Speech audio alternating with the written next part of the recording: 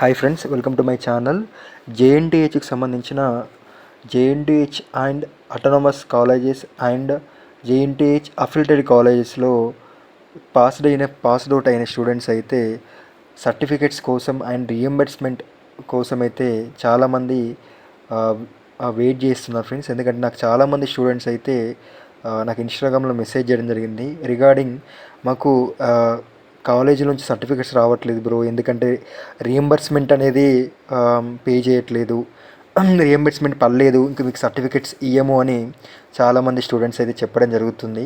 యాక్చువల్గా according to JNTH rules ప్రకారం అయితే ఒకవేళ స్టూడెంట్ యొక్క రియంబర్స్మెంట్ పడకపోయినా కూడా సర్టిఫికెట్స్ ఇవ్వాలి అని జేఎన్టీహెచ్ అయితే ఆల్రెడీ నోటిఫికేషన్ అయితే ఇచ్చింది. బట్ అఫిలియేటెడ్ కాలేజెస్ అయితే చాలా అఫిలియేటెడ్ కాలేజెస్ అయితే రియంబర్స్మెంట్ పడంది మేము సర్టిఫికెట్స్ ఇయ్యము అనేది వాళ్ళు చెప్తున్నారు ఫ్రెండ్స్.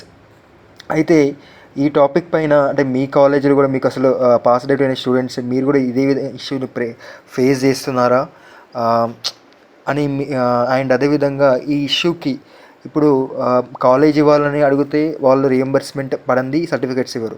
ఒకవేళ జాబ్లో జాయిన్ అవుదాం అనుకుంటే కనుక ఎవరైనా స్టూడెంట్ వాళ్ళకి సర్టిఫికెట్స్ లేకుంటే జాబ్లో జాయిన్ చేయనియరు. కాబట్టి దీనిపైన మీ అభిప్రాయం ఏంటిది అనేది కింద కామెంట్ సెక్షన్లో కామెంట్ చేయండి.